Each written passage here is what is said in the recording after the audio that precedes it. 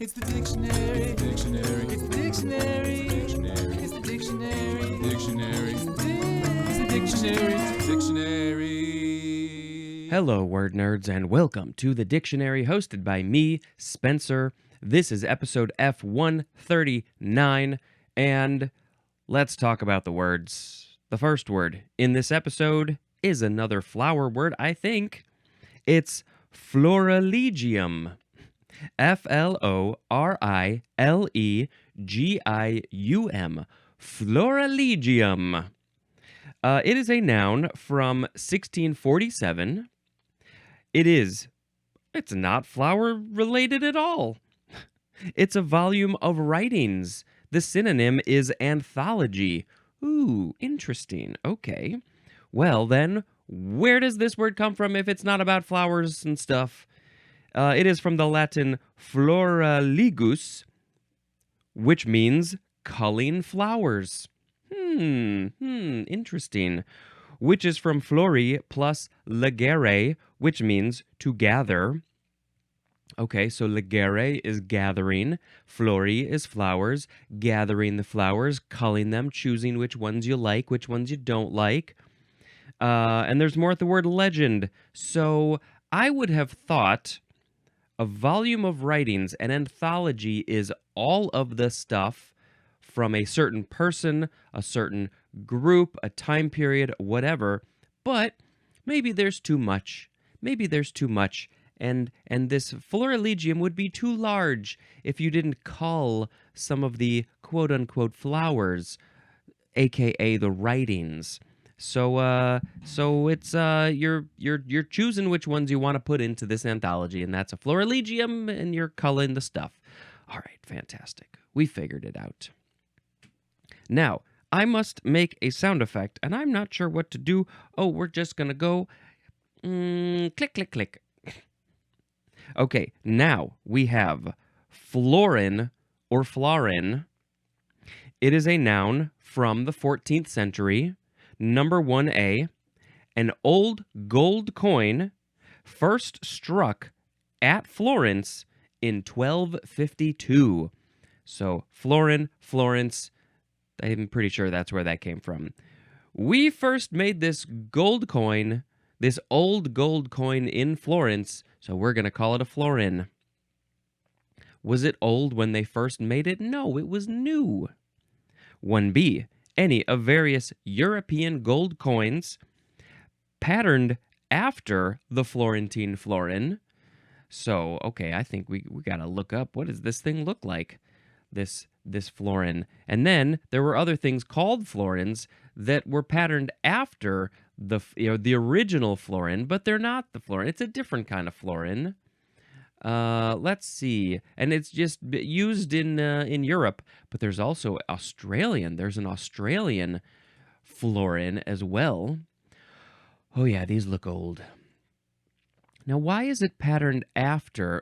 There's too much to look at. Too much to see about why this European one is patterned after the original one. But yeah, it's just, gold coin, and then they have a stamp, and then they stamp it to be like, this is the thing on the coin. It's the florin. Okay, next, we now have 2A, which is a British silver coin worth 2 shillings. I don't think I've ever heard of this florin British coin. Well, maybe they don't use it anymore. It's silver, and it's worth 2 shillings. 2B, any of several similar coins issued in parts of the Commonwealth of Nations, and that's why we see the Australian florin, because they were part of the Commonwealth, are part of the Commonwealth. I don't know enough about those specifics. And number 3, the synonym is gulden, which is spelled Gulden, and I assume there is a connection to gold, gulden. Maybe it's a golden coin. All right. Let's see. Well, so, yes, blah, blah, blah, etymology time. That's what we're doing right now. This is from the Old Italian florino, which is from or is it Fiorino with an I? It is. Fiorino, which is from fiore, which means flower. From the Latin flor or flos, which means lily of the coins. So yes, there's a coin connection, a flower connection, a Florence connection. Okay, click, click, click. Weird sound effect. I don't know why. Now we have the word florist. Noun from 1623, a person who sells or grows for sale flowers and ornamental plants. A person who grows or sells flowers or ornamental plants for sale. You could have said it that way too if you wanted to. If you wanted to. Floristry is a noun. I don't really do the flower thing, so I don't really go into florists to buy stuff. I don't know. I got nothing for florists, but they're very important.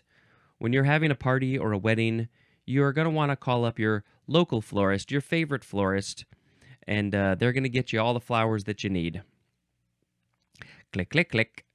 Now we have floristic, adjective from 1898, of or relating to flowers, a flora, or the phytogeographical study of plants and plant groups. Floristic. It's just related to all that stuff. Floristically is an adverb. The flowers, the flora, or this whole other thing, which is the phytogeographical study of plants and plant groups. Phytogeographical. Phyto, P-H-Y-T-O. I think that's related to plants. That there's like something in there. It's like the phyto something. And then the geographical study. It's like where are they? Why are they there? What are they doing there? All right. Click, click, click. Next is floruit. Floruit. F-L-O-R-U-I-T. Floruit.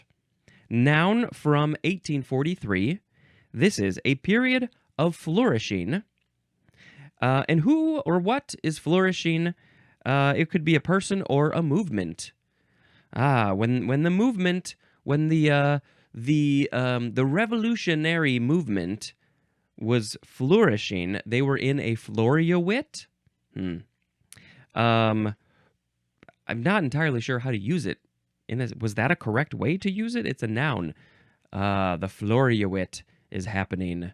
The movement is gaining ground. I feel like we are about to go through one. So this is a Latin word. It means he flourished. From florere, which means to flourish. That's all very obvious. Right? Right. Click, click, click. We are done with the flower words until we get to the word flower in 2 episodes from now. But now we have the word floss. F-L-O-S-S. First form, noun from 1759. What were they using for floss in 1759? Number 1A, a soft thread of silk or mercerized cotton for embroidery. Haha, for embroidery. You call it floss? I don't know. I guess. Sure. Why not? I don't know. I don't do the embroidery, so I don't know what they call. I just would have called it thread. Thread. But what is mercerized cotton? Some cotton that they've done something to it to make it this very soft thread, thin thread, something. 1B, the synonym is dental floss. Of course, that's what we mostly think of. And number 2 is fluffy, fibrous material. Fluffy? Fluffy? What floss is fluffy? I don't know of any fluffy floss. Fluffy floss? Fluffy floss. I literally just yesterday had a dentist appointment, and of course they floss you. They floss your whole body when you go to the dentist. It's fine. I will say that my dental hygienist had a little bit of a heavy hand when she was flossing me. It was kind of intense. She wasn't quite as gentle as past dental hygienists have been. But everything was fine. No cavities, no more cavities. Uh, I floss every night, and I know that they're always like, if you're not a person who flosses, they're like, you got to floss every night, blah, blah, blah. But it actually helps. You got to do it. I've been doing it for decades. I've been doing it for more decades than I've even been alive. You got to floss at least once a day. What's my routine? I floss first. I don't know. I think the jury is out. I probably talked about this at the word dental floss. I floss first, and then I mouthwash, and then I brush my teeth. And I have learned that you're not supposed to rinse your mouth after you brush your teeth, because then you're rinsing out all the good stuff. You're supposed to let it sit there. Just spit it out. You don't keep it in there. You spit it out, but you don't rinse. And I have sensitive teeth, sensitive gums. Some parts are sort of wearing away, and so the not rinsing the toothpaste is helping. This turned into a little bit of a dental talk, how to take care of your mouth. So I don't understand why people don't floss. I don't understand why people don't do these things. It's not that hard. Just do it. Just do it. If you have been on the fence, if you have been told to floss regularly and do all these things, and you just haven't, maybe now is the time for you to start. Start flossing. Do the mouthwash. Brush your teeth at least twice a day. At least twice a day. I only floss the once. I guess I could floss another time in the day, but I don't. And every time I go, they're like, you are taking very good care of your teeth. And the flossing is way more important than you think it is. Okay, had to get that off my chest. This word is probably modified of the French word floche, which means soft or weak, and the weak one is talking about silk fiber. Also from Gascon. Also from the Latin fluxus, which literally means loose or flowing. Then also from the verb fluere, which means to flow. And there is more at the word fluid.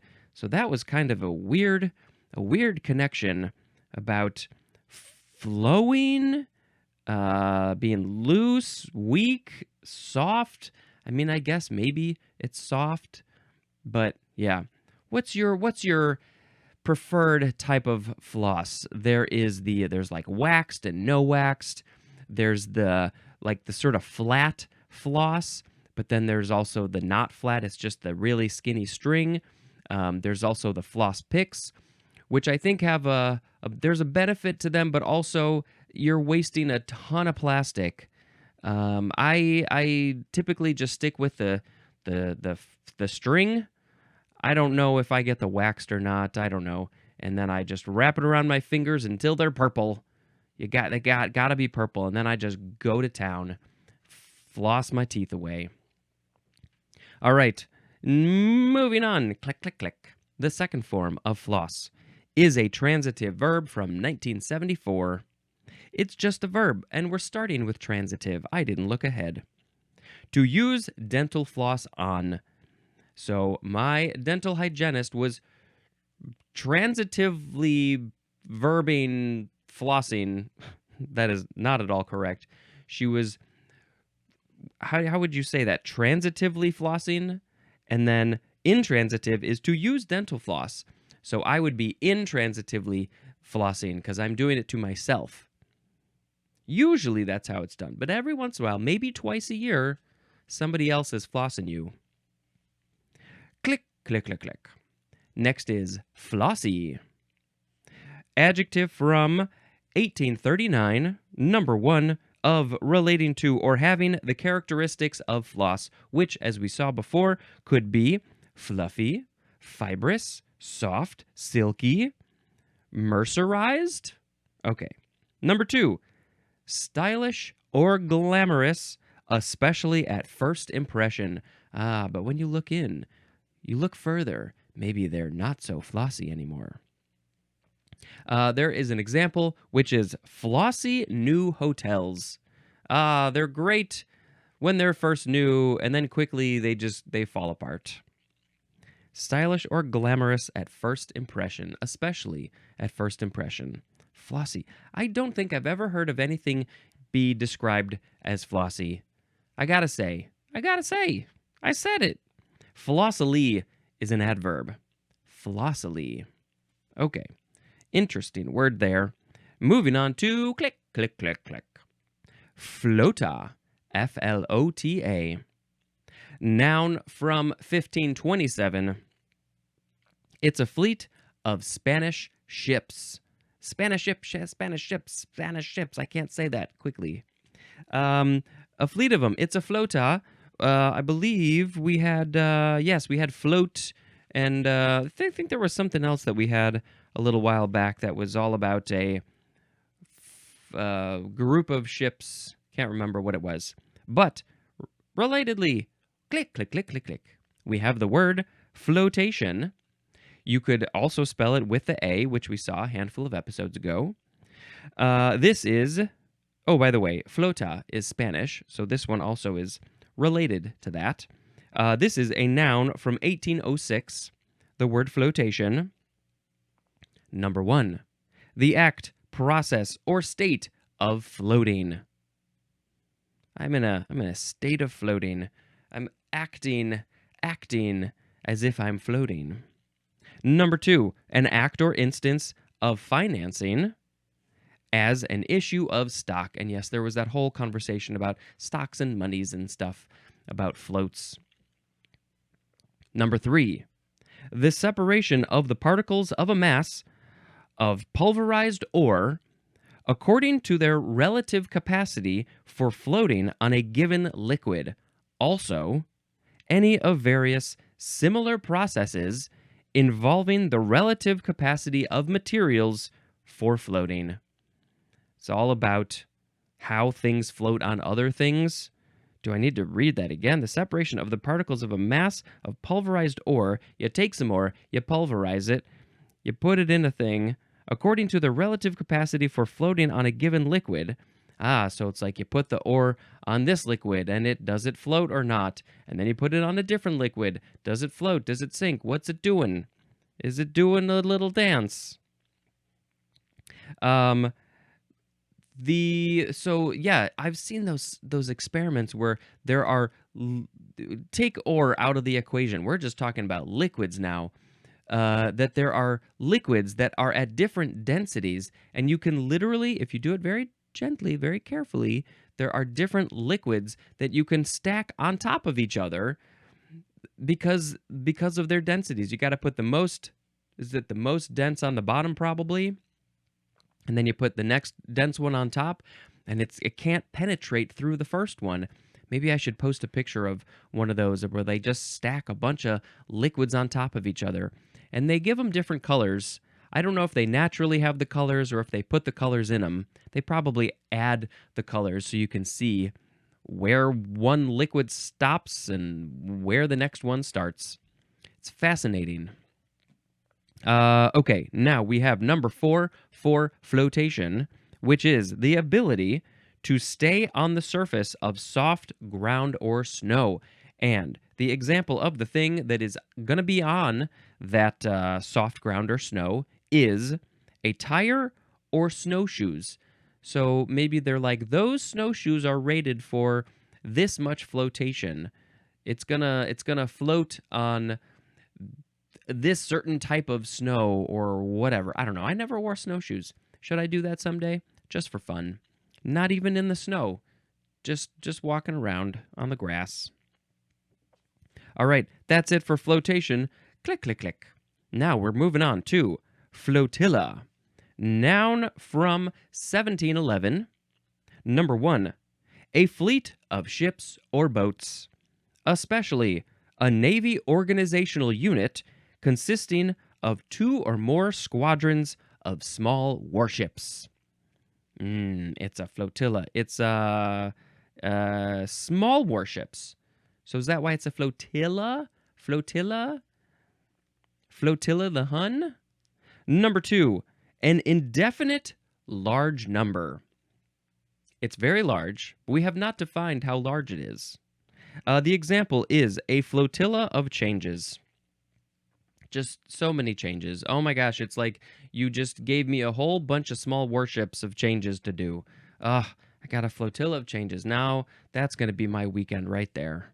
Got to make all these changes to this document. That was an interesting way to use that word. It's an indefinite large. It's a lot, but we don't have the exact number. We just know it's a lot. It's so much. This podcast has a flotilla of episode numbers. It will eventually have a flotilla of episodes. This word is Spanish diminutive of flota, which means fleet. Anything else? Yeah, from Old English, flota, which means ship or fleet. And there's more at the word float. And that's it for that. Click, click, click. Now it's the word flotsam. I've always been interested in this word. This one and jetsam. Flotsam and jetsam go hand in hand. Walking down the street, flotsam and jetsam. Am I saying that second word correctly? Jetsam? I don't know. Flotsam. It is a noun from circa 1607. Number 1, floating wreckage of a ship. Floating wreckage of a ship or its cargo. Broadly, though, floating debris. The stuff from something floating in the water. That's the important part. It's floating. And it's debris. 2A. A floating population, as in emigrants or castaways. A group of people who are floating on a thing. The example is human flotsam. Whoa, what? A floating population. Are we all floating? I mean, that gets into, are the land masses floating? I don't think so. Is the Earth floating? Is it floating in space? Can you use that word floating to talk about a planet? I don't know. 2B, miscellaneous or unimportant material, as in a notebook filled with flotsam and jetsam. There's that word. Flotsam and jetsam. The notebook is filled with all of this stuff. It's just unimportant. It's miscellaneous. When I was in high school and junior high, I would, take notes and stuff, but I also had tons and tons of doodles and drawings. And so I guess you could call my notebooks being filled with flotsam and jetsam. It was unimportant stuff. There was some cool stuff in there, but there was also some crappy stuff. 2C. The synonyms are debris and remains. Debris of the day, flotsam of the day. I am spoofing off of the movie and maybe a book, Remains of the Day, which I don't think I've ever seen. Remains of the Day, but I think it would be great if it was flotsam of the day. The example sentence is, the village built on the flotsam of war. That is a quote from Stan Sesser. Stan Sesser, talking about the war and how there's gonna be debris, there's gonna be stuff, things after the war, and the village was built on top of that. The flotsam. The flotsam basically just seems like it's just the stuff that's left over because it's usually debris, destroyed something, that it's like, we don't really care about it because it's all busted and broken and meh. So then it became this unimportant stuff, like the flotsam in your notebooks. But specifically, this word is from Anglo-French, flottisson, which is from flotter, which means to float, of Germanic origin, akin to the Old English flotian, which means to float, and also flota, which means ship. And yes, of course, that's the number 1 definition, was all about the floating debris from a wreckage or its cargo. So it's the floatsome. You could say it that way if you wanted to, floatsome. I don't know about this SAM suffix. I guess in the S's we might get to a suffix that's just Sam. The Sam suffix. Flotsam, jetsam. All right, that's it for that one. Let's move on to click, click, click, click, click. It's our last word. We got 3 forms in this one, in this episode. It's the word flounce. Flounce. First form, verb from 1542. We are starting with intransitive, and maybe it's only intransitive. I think it is. 1A. To move with exaggerated jerky or bouncy motions. The example is flounced about the room, jerking her shoulders,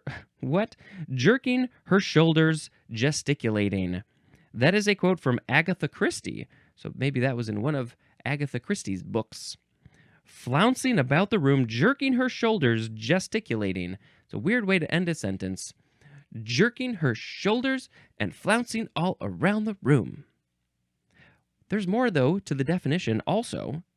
To move so as to draw attention to oneself. As in, flounced into the lobby. Flounced, here I am, look at me, I'm flouncing into the lobby. Everybody, look at how I flounce so great. I love to flounce. This is not how I act. I have no problem acting this way, but also then I'm like, nah, but I don't need to bring the attention to myself. I don't feel the need to do that all the time. Do I kind of like it? Yeah. Do I do it? No. Flouncing into the... I think I would only do it if I were like in character, if I were doing something as a character. Flouncing into the lobby. Oh, there are lots of people who have a whole lot of fun flouncing into the lobby. It's a fun thing to do. You should try it someday. Just flounce into a room. See how people react. To move with exaggerated, jerky, or bouncy motions. All right. 1B. To go into sudden determination. Yes, I did not skip a line.